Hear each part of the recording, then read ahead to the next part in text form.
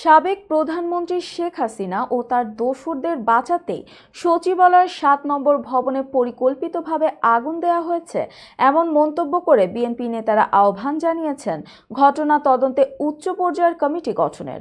বৃহস্পতিবার রাজধানীতে আলাদা আলাদা অনুষ্ঠানে এসব কথা বলেন দলটির নেতারা।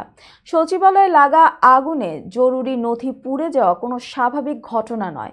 রাজধানীর ডিআরইউতে এক আলোচনা সভায় দলটির সিনিয়র যুগ্ম মহাসচিব রুহুল কবির রিজভী সচিবালয়ের আগুন পরিকল্পিত মন্তব্য করে বলেন, সরকার শেখ হাসিনা আমলের নথি চাওয়ার পরই তা গায়েব করতে দেয়া হয়েছে আগুন।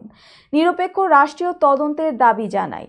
রিজভী বলেন, জাতীয় পার্টির চেয়ারম্যান মৃত হুসেইন মোহাম্মদ এরশাদের চেয়েও ভয়াবহ নিষ্ঠুরতা শেখ হাসিনা দেখিয়েছেন।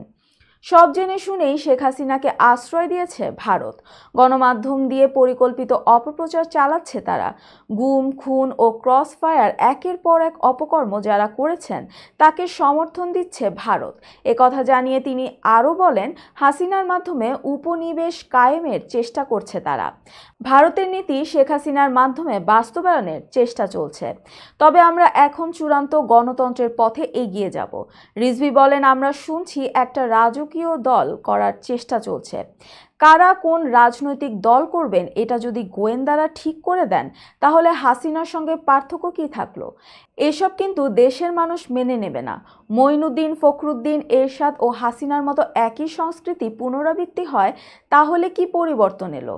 তিনি আবারও বলেন, জাতীয় নিরাপত্তার সংজ্ঞা কি হতে পারে? ডিজিটাল সিকিউরিটি অ্যাক্ট আর সাইবার সুরক্ষা আইনের মধ্যে আমি কোনো পার্থক্য দেখি না।